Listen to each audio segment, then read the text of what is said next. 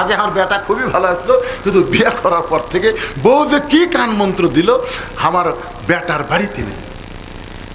বেটা এখন শহরে বাসা করে বকলে থাকে। এরকম বেটা আছে না নাই? জোরে কোন আছে না নাই? অন্তাহারে বাপ মা আছে, আর বেটা বৌলি আছে বগুলা শহরে। খাদিজা যদি শুনতে চায় কোন আমলের কারণে ফাতেমাকে আল্লাহ খাতুনে জান্নাত ডিগ্রি দিল, যে সমস্ত মেয়েরা পর্দার মধ্যে বসে আছে, এদের শোনার দরকার আছে না নাই? একটা মেয়েও যেন আর না দেখি বেড়ানা। আচ্ছা শোনেন, ফাতেমার সাথে জান্নাতে যাবেন, আপনারা কি বকরি চড়ানা ফাতেমা হোসেন? ঘাস কাটা ফাতেমা, আলু লাগান ফাতেমা। ফাতেমা এখন আলু লাগায়, ফাতেমা এখন বকরি চড়া। এটা কোন ফাতেমা? একটু মনোযোগ দিয়ে শুনবেন। ইজাব আসাবাতুহুম মুসিবাতুন ক্বালু, সকলে পড়েন ইন্না লিল্লাহি ওয়া ইন্না ইলাইহি রাজিউন। আল্লাহু আকবার বলেন। আয়াতটার কথা কি খেয়াল আছে? বিপদ আপদ মুসিবত যখন আসবে তখন তোমরা ইন্না লিল্লাহ বলবা। এই হুকুম কার? বর্তমানে আমাদের বাংলাদেশে বিপদ আছে না নাই? সবচাইতে বড় বিপদ হলো মানুষ কোরআনের ওয়াজ শুনবে কিন্তু কোরআন মোতাবেক চলবে না। এটাই হলো মুসলমানের ঈমান আমলের মধ্যে সবচাইতে বড় বিপদ। জোরে কোন সবচাইতে বড় কি? যে কোরআনকে আল্লাহ লক্ষ্য করে বলেছেন ওয়ানুনাজ্জিলু মিনাল কুরআনি মা হুয়া শিফাউ ওয়া রাহমাতুল লিল মুমিনিন। আপনারা বলেন তো, কোরআন মুমিনদের জন্য গজব না রহমত? এই কতক্ষণ গজব না রহমত?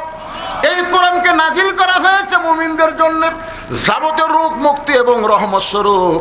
আর সেই কোরআন থেকে ইন্না লিল্লাহর কথা বলতে দি ভাইজান, একটু মনোযোগ দিয়ে শুনতে হবে। ওমর ফারুক বললেন, মা তুমি তো আমাকে 6 দিন হলে খুঁজতেছো, কি দুঃখ নিয়ে খুঁজতেছো? সেই দুঃখের কথা এখন আমি শুনতে চাই। মেয়েটা বলে, আমিরুল মুমিনিন, আমার জীবনের সবচাইতে বড় দুঃখ হলো আমি 6 বছর বয়সে ঈমান গ্রহণ করেছি। শুধুমাত্র ঈমান গ্রহণ করার অপরাধে 12 বছর আমি জেলখানায় বন্দি জীবন কাটাইছি। সকালবেলা 3টা করে চাবুক মারছে, বিকালবেলা 3টা করে চাবুক মারছে। আমার দেহের এমন কোনো জায়গা নাই যে জায়গায় চাবুকের আঘাত লাগে নাই। আমার একটাই মাত্র অপরাধ, আমি 6 বছর বয়সে ঈমান গ্রহণ করছি। ঈমানের কলেমা পড়িনি, ঈমান গ্রহণ করছি। আমাদের বাংলাদেশে যুদ্ধের সময় অনেক হিন্দুরাও কলমা পড়ছিল। ধরে কোন ঠিক কিনা? এই যে মুরব্বী কলমা, আমাদের 5 পীর এলাকায় অনেক হিন্দু তখন দাসপাড়া, পাড়ার নামই হলো দাসপাড়া। তো পাকিস্তানের পাঞ্জাবি আর্মি দেখলি তারা বলতো লা ইলাহা ইল্লাল্লাহ, লা ইলাহা ইল্লাল্লাহ, লা ইলাহা ইল্লাল্লাহ। আর্মিরা বলতো বিলকুল ঠিক হয়, ঠিক হয়, বিলকুল ঠিক। 9 মাস পরে যখন দেশ স্বাধীন হলো তখন এক হিন্দু আমাকে বললো, বাবা মুসলমানের কলমার দাম আছে রে। তা আমি কল, আপনি হিন্দু হয়ে কেমনে বুঝলেন? বলে এই কলমা মুখত থাকার কারণে আর্মির গুলির থেকে বেঁচে গেছি পারে, এই কলমা খালি মুখত থাকার কারণে। আমি বললাম, দাদা কলমা শুধু মুখে রাখার কারণে যদি আর্মির গুলি থেকে বাঁচেন, এই কলেমা কলিজার মধ্যে জায়গা দেন, জাহান্নামের আগুন থেকে আল্লাহ বাঁচায় দিবে। ধরে কোন কথা ঠিক কি না ভাইজান? ঈমানের কলেমা খালি পড়লে হবে না, ঈমানকে গ্রহণ করা লাগবে। ঈমানকে গ্রহণ করা সম্পর্কে রাসূল বলেছেন, ইকরার বিল লিসান, তাসদিক বিল জানান, আমল বিল আরকান, এরই নাম হলো ঈমান। মেয়েটা বলতেছে, আমিরুল মুমিনিন, আমি যেই দেশের জেলখানায় বন্দি ছিলাম, এই মনোযোগ দিয়ে শোনো, যেই দেশের জেলখানায় বন্দি ছিলাম ওই দেশের নাম হলো রোম দেশ। ধরে কোন কি দেশ? ওই দেশের সবাই হলো খ্রিস্টান। ওই খ্রিস্টানদের দেশে আমি মুসলমান হয়েছিলাম। আর মুসলমান হওয়ার কারণে আমাকে জেলখানায় 12 বছর বন্দি করলো। আপনি যখন রোম পারস্য দখল করলেন তখন আপনি ঘোষণা করে দিলেন আল্লাহর কোরআন দিয়া যখন রাষ্ট্র চলবে ওই দেশে কোনো জেলখানা থাকবে না। আপনি জেলখানার দরজা মুক্ত করে দিলেন। আমি জেলখানা থেকে বের হয়ে আমি কোথায় যাব? আজকে 6 দিন হলে আমি আপনাকে খুঁজতেছি, কারণ আমার দাদা খ্রিস্টান, আমার বাবা খ্রিস্টান, আমি যাদের ঘরে জন্ম নিয়েছি সবাই খ্রিস্টান। এখন একজন মুমিনা নারী হয়ে খ্রিস্টানদের কারে বাড়ি যাব, কোথায় যাব? আমার যাওয়ার কোনো জায়গা নাই। এই দিন 6 দিন হলে আপনাকে খুঁজতেছি। যদি আপনাকে পাই তাহলে আপনার কাছে এই দুঃখিনী মেয়ে একটু আশ্রয় চায়। ওমর ফারুক বললেন, মা আমি তোমাকে আশ্রয় দিবার পারবো না, তবে ইসলাম তোমাকে অধিকার দিয়েছে। ধরে কর সুবহানাল্লাহ। মানুষ কোনোদিন মানুষকে আশ্রয় দিবার পারে না। আপনারা বলেন তো ইসলামে নারীদের অধিকার আছে না নাই? এ কথা কোন আছে না নাই? আমাকে কতগুলো এখন বার হয়ে বলবে কোরআন শরীফ যদি ক্ষমতা যায় তোমাকেও কিন্তু বাড়ির থেকে বারবার দিবি না, একের দরজা আটকে দিবি, বাড়ির থেকে বাড়ার পারবে না, মার্কেট করা যাবে না, চাকরি করা যাবে না, এ করা সে করা যাবে না, এইরকম আজে বাজে কথা বলে মেয়েদের মন ঘুরানোর চেষ্টা করবি। তোরে কর কথা ঠিক কিনা? আজকে মায়েরা শোনেন, আল্লাহর কোরআনের আইন যখন চালু হবে আপনারাই সবচাইতে ন্যায্য অধিকার পাবেন। তোরে কর কথা ঠিক কিনা? মেয়েদের অধিকার ইসলামে আছে না নাই? এক সময় নারীদের কোনো অধিকারই ছিল না, আল্লাহ রাসূল এসে নারীদের অধিকার দিয়েছে। আপনারা জানেন আগে জীবন্ত মেয়েকে কবর দিত, এ ওয়াজ আপনারা শোনেননি? আমি সে ওয়াজ আজকে করতেছি না, কিন্তু শুনেছেন তো কি একটা নারীদের অবস্থা ছিল। সেখান থেকে ইসলাম এসে বলল হুন্না লিবাসুল লাকুম ওয়া আনতুম লিবাসুল লাহুন্না। নারী হলো স্বামীর, বিবি হলো স্বামীর পোশাক, স্বামী হলো বিবির পোশাক, মানে সমান সমান। জোরে কোন সুবহানাল্লাহ। এক সময় নারী যখন মা হবে তখন ইসলাম বলে দিল মায়ের পায়ের তলে সন্তানের জান্নাত। সুবহানাল্লাহ কন্যা। কেন স্বামীর পায়ের তলে বইয়ের জান্নাত? এটা কিন্তু ভুয়া কথা। আমরা ছোটবেলায় বহু বক্তার শুনছি স্বামীর পায়ের তলে বইয়ের জান্নাত, এটা ভুয়া। কোনো মরদ মানুষের পায়ের তলে জান্নাত নাই, জান্নাত আছে মেয়ে মানুষের পায়ের তলে, সে মেয়ে যদি মা হয়। তাহলে আপনারা বলেন তো ইসলামে মায়ের দাম বেশি না বাপের দাম বেশি? কথা কয় না, মায়ের না বাপের? মেয়ের দাম বেশি না ছেলের দাম বেশি? আল্লাহ রাসূল বলেছেন বাজার থেকে কোনো মিষ্টি কিনলে খবরদার ছেলের হাতে দিবা না, মেয়ের হাতে দিবা। কার হাতে দিবা? এখন বাজার থেকে আপনি 6টা মিষ্টি কিনছেন, কেন মেয়ের হাতে দিচ্ছেন? মেয়ে গুনতেছে আব্বা এক, মা এক, ভাই এক, তার 3 জন। ওই মিষ্টি বাড়তিছে, আব্বু তুমি 2টা লাও, মা তুমি 2টা লাও, ভাই বলতেছে তুই 2টা লে। তখন বাপ বলতেছে বাবা তুমি তো মিষ্টিটা 6টা ভাগ করে দিলে, আমাদের 3 জনকে তোমার খবর কি? আপনারা খালি আমার খাওয়া, আপনারা খালি আমার খাওয়া। শোনাম না কন্যা। আপনি ভুল করে যদি ছেলের হাতে দেন, ছেলে মিষ্টির প্যাকেট খোলা বলতেছে আব্বু বাজারে কি আর কোনো মিষ্টি নাই? এই 6টা মিষ্টি কিনছেন, ওই 6টা চলে গেছে, কাকু দেয়নি। আজকে বাপ মরে গেছে, বাপের সব সম্পত্তি বেটারে লেই, বুনুক দিবারই চায় না। ধরে কোন কথা ঠিক কিনা? আবার অনেক বাবা সর্বনাশ করে হজ করবার যাওয়ার সময় সব সম্পত্তি বেটাক দেয়, মেয়ে থাকি দেয়। একটু মনোযোগ দিয়ে শোনেন, আল্লাহ রাসূল বলেছেন ফাতেমা হলো আমার কলিজার টুকরা, মেয়েদেরকে তোমরা সবচাইতে বেশি ভালোবাসবে, ছেলের চাইতে মেয়ের দাম বেশি। শুধু একটা জায়গায় মেয়েদের দাম কম, আর রিজালু কাওয়ামুনা আলান নিসা। আল্লাহ কোরআনে বলেছেন পুরুষরা নারীদের উপরে থাকবে, এই একটা জায়গায় শুধু মেয়েদের দাম কম, পুরুষ থাকবে উপরে আর নারী থাকবে। কথা কয় এইটাই ওরা ধরে, এটা ধরে আর মিছিল করে নারী পুরুষের সমান অধিকার। কি মিছিল করে না? কেরে নারী পুরুষের সমান অধিকার চাও কে? তুমি যদি মেয়ে হও তোমার অধিকার বেশি, তুমি মা হলে তোমার অধিকার বেশি। খালি একটা জায়গাতে একটু আমি ওয়াজ করতে বলেছি কি পদ্মা নদীর চরে জ্বালানি অস্থায়ী ঘর বানাতো, অস্থায়ী ঘর চাটাই দিয়ে, ওখানে ঘর বানায় মাছ ধরে বিক্রি করে। একদিন আল্লাহর কি কাম উঠছে, ঝড়ে খালি বালু উঠতেছে, 1-1 ঘন্টা হয়ে ঝড় থামে না। জেলা স্বামী বলতেছে বউরে আমার পেশাবে লাগছে রে, কি করি? দরজা খোলা যাবে না, দরজা খুললে বালু এসে সব মেখে যাবে। ঝড় না থামার কারণে জেলা বলতে স্বামী গো, বিপ বলতেছে ও বউ তাহলে আমি কাম করি ঘরের মধ্যে পেশাব করি। বউ বলে তুমি বড় মানুষ, ঘরে পেশাব করলে থাকা যাবে। স্বামী বলতে ঝড় যে থামে না রে, খালি কিটকিট করতেছে। বউ বলে তাহলে কাম করো, তুই আমার কান্দর চড়ো, কান্দর চড়ে চাটাইয়ের ঘর তো, তোমার যন্ত্র মোতাবেক একটা সেট করো। ওই বইয়ের কান্দে ছড়ে যন্ত্র মোতাবেক সেট করে পেশাব করছে, আলহামদুলিল্লাহ। 1-1 ঘন্টা হয় ঝড় থামে না। বউ বলে আমারও তো পেশাব আসলো। স্বামী বলতেছে ছিদ্র করাই আছে, তাহলে কান্দর চড়বে আর জায়গা মতো কাম করবে। বউ স্বামীর কান্দর চড়ে পেশাব করে, পেশাব তো বেড়া যায় না, স্বামীর বুক ভিজে যায়। স্বামী চিল্লাবে এই কোন জায়গায় পেশাব করি, কোন জায়গায় পড়ে? বউ বলে মরার স্বামী জানো না সব জায়গায় সমান অধিকার চলে না। ধরে কোন কথা ঠিক না? আপনারা বলেন তো সব জায়গায় সমান অধিকার চলে? মসজিদের ইমামতি করবে পুরুষ মানুষ, নারীরা ইমাম হবার পারবে? পারবে। তাহলে মসজিদের ইমাম যদি নারী হবার না পারে, সমাজের ইমামতিও নারী করবার পারবে না। এই একটা জায়গাত মুখ বন্ধ রাখলেন কেন? হাঁ করা যাবে না? লিল্লাহে তাকবীর। ওমর ফারুক বললেন, মা এখন তোমার বয়স কত? মেয়েটা বলতে, আমিরুল মুমিনিন 6 বছর বয়স ঈমান গ্রহণ করেছি, আর 12 বছর জেলখানায় বন্দি জীবন কাটাইছি। হিসাব করে দেখলাম 6 আর 12 মিল আমার 18 বছর বয়স। ওমর ফারুক বললেন, মা এই মুহূর্তে তোমার 1 নম্বর অধিকার হলো ভালো একটা ছেলের সঙ্গে তোমার বিয়া বসা। ইসলাম তোমাকে অধিকার দিয়েছে ভালো একটা ছেলের সাথে। কি ছেলে? ভালো ছেলে, সুন্দর ছেলে না, ভালো। যদি ইসলাম বলতো সুন্দর একটা ছেলের সাথে বিয়া বসা, তাহলে আমার মতন কালো বউ পাওয়া খুব কঠিন হয়ে যেত। তোর কোন কথা ঠিক কিনা? কিন্তু ইসলাম কি সুন্দরের কথা কছে না ভালো কথা? ভালো। ওমর ফারুক বললেন, মা তুমি এখন ভালো ছেলে কোথায় খুঁজবে? আমার কাছে একটা ছেলের খবর আছে, দেখো তো ছেলেটা তোমার পছন্দ হয় কিনা। মেয়েটা বললেন, আমিরুল মুমিনিন তাহলে ভালো ছেলের খবর দেন। ওমর ফারুক বললেন, ছেলেটার বয়স হলো মাত্র 22 বছর। ধরে কোন কয় বছর? ছেলেটা লম্বায় হলো 6 ফুট 2 ইঞ্চি। ছেলেটার গায়ের রং হলো ফর্সা, মুখের বর্ণ হলো চাঁদের মতো সুন্দর। ছেলেটার নাম হলো আব্দুল্লাহ। ছেলেটার বাবার নাম হলো আমি অধম ওমর। ছেলেটার যোগ্যতা হলো 30 পারা কোরআনের হাফেজ। ছেলেটার যোগ্যতা হলো 6 লক্ষ হাদিসের হাফেজ। আমার আব্দুল্লাহর সঙ্গে, ওমর ফারুক বললেন, আমার আব্দুল্লাহর সঙ্গে তোমাকে বিয়াটা দিয়া তোমাকে আমার বৌমা বানায়া আমার বাড়িতেই তোমাকে অধিকার দিবার চাই। সুবহানাল্লাহ কন না কেন? আমার আব্দুল্লাহর সঙ্গে বিয়া দিয়া তোমাকে কি মা? কথা কয় না, বলে কি মা?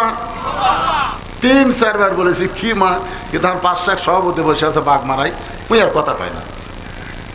আমি বললাম, সভাপতি সাহেব আপনার সামনে সবাই বলল বেটার বউ হচ্ছে বৌমা, তা আপনি কথা কন না কেন? আপনার কি বেটা নেই? আমারও নেই। সভাপতি মনে করেন আমার দলের লোক, আমার কিন্তু বেটা নেই, আল্লাহ 3টা বেটি দিছে। তাই সভাপতি বললাম, আপনি কি আমার দলের? না হুজুর, আমার 2টা বেটা আছে, বিয়ে করাছি হুজুর। তো বৌমা কন না কেন? হুজুর কেমনে কই, আমার 2টা বেটার বই হচ্ছে বউ দরজাল, আমি বৌমা পাইনি হুজুর। আগে আমার বেটা খুবই ভালো আসলো, কিন্তু বিয়ে করার পর থেকে বউ যে কি কান মন্ত্র দিল, আমার বেটার বাড়িতে নেই। বেটা এখন শহরে বাসা করে বকলে থাকে। এরকম বেটা আছে না নাই? জোরে কোন আছে না নাই? অন্তাহারে বাপ মা আছে, আর বেটা বৌলি আছে বগুড়া শহরে, বাসা বানাছে, বৌলে ওটি থাকে। এখন বাপ মা থাকে অন্তাহারে। একদিন বাবার খুবই অসুখ, বাবা ডাক্তার দেখাতে গেছে বগুড়া পপুলারে। এত বড় ডাক্তার, ভিড় বেশি, সিরিয়াল পড়েছে রাত 9টায়। কয়টার সময়? রাত 9টার সময় ডাক্তার দেখে বাপ চিন্তা করে, এখন অন্তাহারে কেমনে যাই রে, ঘোড়া ধাপে সিএনজি আছে কিনা চিন্তা করতেছে। এখন এত রাত্রে অন্তাহারে কেমনে যাই? মন বলতে যে তোর বেটার বাসা নেই,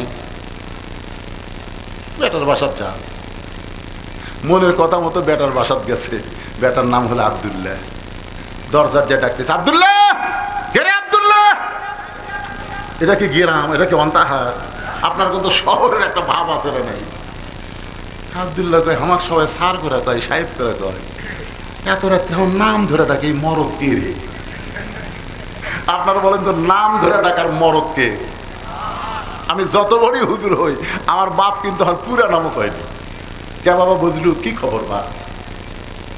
আমি বললাম, আব্বা আমি একটা হাজি মানুষ, মৌলানা মানুষ, আপনি সরাসরি বুঝলু কন? আব্বা কয়, তোকে আবার হুজুর কয় লাগবি কে রে? আজকে যখন ওয়াজ করে আসি, যখন বাপ মায়ের কবর, আমার মসজিদের পাশে বাপ মায়ের কবর, সালাম দিয়ে আসি। আবার ওয়াজ করে যখন যাই, বাপ মাকে সালাম দিয়ে বলি, বাবা আপনি যে মধুলি আমাকে বজলু বলে ডাকতেছিলেন, আর দুনিয়াতে কেউ নাই বাবা। বাবার মতো না আপন কেহ নাই রে দুনিয়ায়, নিজে না খাইয়া বাবা সন্তানকে খাওয়ায়। বাবার মতো না আপন কেহ নাই রে দুনিয়ায়। আব্দুল্লাহ সঙ্গে সঙ্গে আব্দুল্লাহ দরজা খুলে দেখে বাবা এতিমের মতন দাঁড়ায় আস। বাবার হাত ধরে বলতেছে, বাবা এ রাত 9টার সময় কেন? ডাক্তার, ডাক্তারের জন্য। খালি বাড়ির যাওয়ার গাড়ি পেলে তোর বাড়ি থেকে আসি, যাওয়ার বুদ্ধি নাই দেখে আসছি বা। আব্দুল্লাহ বাপের হাত ধরে বলতেছে, আব্বা আপনি রাগ করছেন, এতদিন পরে এসে আপনি দরজাতে এসে দিয়ে গরম হচ্ছেন, চলেন আব্বা বসেন। রেস্টরুমে বসে আব্দুল্লাহ আস্তে আস্তে বইয়ের কাছে আসছে, বউ কম্বল গাঁদতে শুতে আসছে, বইয়ের কাছে এতিমের মতন বলতেছে, লক্ষ্মীটি, ময়না পাখি। বউ কিন্তু সবই জানে, ওর বাপ আছে সেটা জানে না, ওই ঘুমের ভান করে চুপ করে আসে। আব্দুল্লাহ চোরের মতন, ময়না পাখি কি তোমার বাপ আছে আমি জানি না? আব্দুল্লাহ জোরে চিল্লাস না রে, কোনোদিনও আসে না, আজকে বিপদে যাচ্ছে, শুনবার পেলে রাগ করবি রে। কারণ আব্দুল্লাহ জানে ওর বাপ কি মাল জানে না, ধরে কেন জানে কে জানে না, জোর হাত করছে। খাবার যদি দিবার মন চাই তুমি দাও, আমার মাজার বেদনা, পিঠ শিশির করে, উঠতে পারল না। তখন আব্দুল্লাহ বাপের কাছে বলতেছে, আব্বু আমি সব শুনছি বা তোর বউ অসুস্থ, সে কথা আমার বলবি না, তুই কি মনে করছিস আমি না খেয়ে আছি? আরে পাগলা, থাকার জায়গা নাই দেখে তোর বাড়িতে আছি, হোটেল নেয় খেয়ে যাচ্ছি। আব্দুল্লাহ বলতেছে, বাবা সত্যি কি আপনি খাইছেন? বাবা মনে মনে খাইছে, তোর বইয়ের ব্যবহার পেট এমনি ভরে গেছে। এটা মনে মনে বলতেছে, জোরে বলে নাই, আসলেই খাইছি বাবা। আব্দুল্লাহ বলে, তাহলে ঘুমান। আব্দুল্লাহ বাবারে ঘুমায় দেয়, জিরো বাল্ব ঘরের মধ্যে জ্বলতেছে। মনের মধ্যে কষ্ট নিয়ে আব্দুল্লাহ বইয়ের কাছে এসে শুইছে। রাত যখন 11টা বাজে, তখন আব্দুল্লাহর শালা বইয়ের ছোট ভাই, রাত তখন 11টা, আব্দুল্লাহ শালা এসে ডাকতেছে, শেফালি আপা, শেফালি আপা। আব্দুল্লাহর বইয়ের নাম হলো শেফালি। কম্বল ফেলে দিয়ে মারছে লাভ। আব্দুল্লাহ তাকায় দেখে কম্বল আছে, বউ নেই। বউ গেটত যা বলতেছে, কে রে ভাই এত রাত্রে কুত থেকে? বলে ক্যারাম বোর্ড খেলতে খেলতে রাত হয়ে গেছে, আপা খেয়াল করিনি, একটু ঘুমাবার চাই।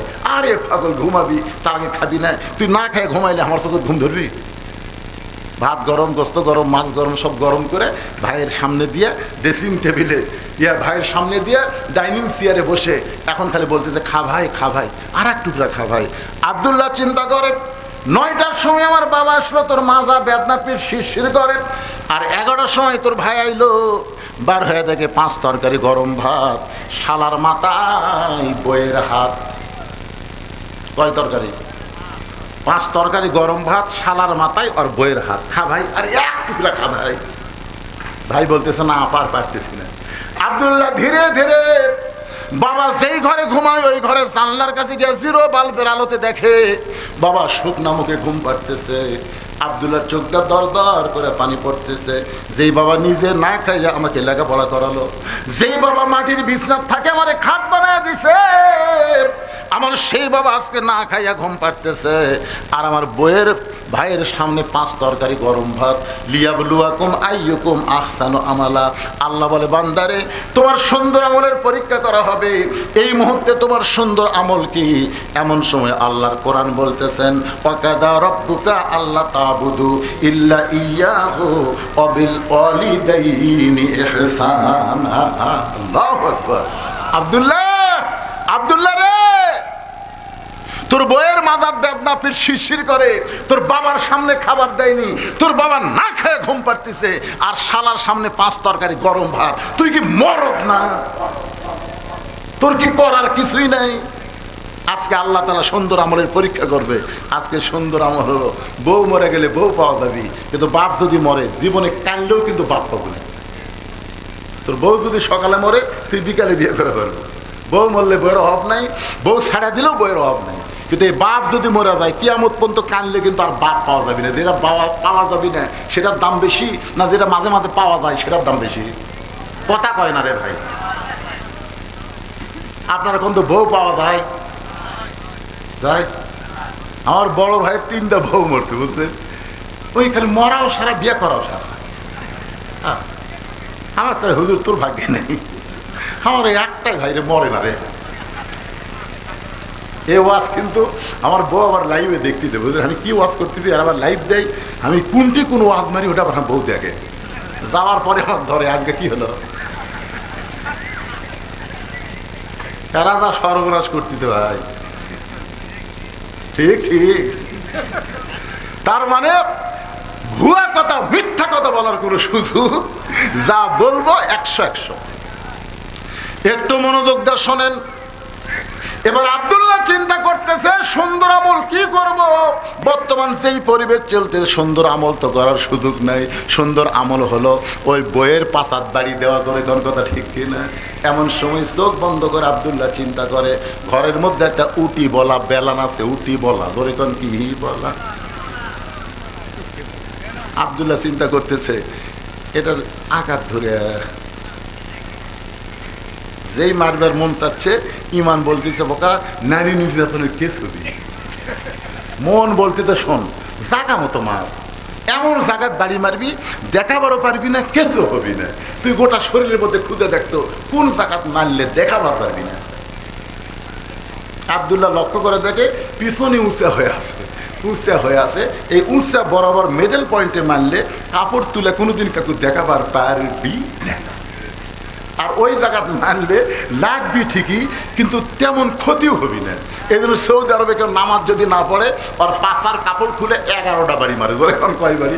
পাশার কাপড় খুলে ওই জায়গাতে ফটাফট মারতেছে। চুপি চুপি বইয়ের পিছনে সে দাঁড়াইছে, বইয়ের পিছনে দাঁড়াইছে। বউ খালি বলতেছে আর এক টুকরা খা ভাই, তুই না খাইলে আমার কলিজার মধ্যে শান্তি নাই। ভাই জোড়হাত করে বলতেছে আপা আর খাবার পারবো না। আব্দুল্লাহর বউ খালি বলতেছে আর এক টুকরা খা। আব্দুল্লাহ চিন্তা করে আমার বাবা না খায় ঘুম পাড়তেছে আর তোর ভাই খাবার চাই না, তারপরে জোর করে খাওয়াস। বিসমিল্লাহ করে মারছে বাড়ি, বিসমিল্লাহ করে সেই বাড়ি মারছে। শালাও দৌড়, বউ দৌড়।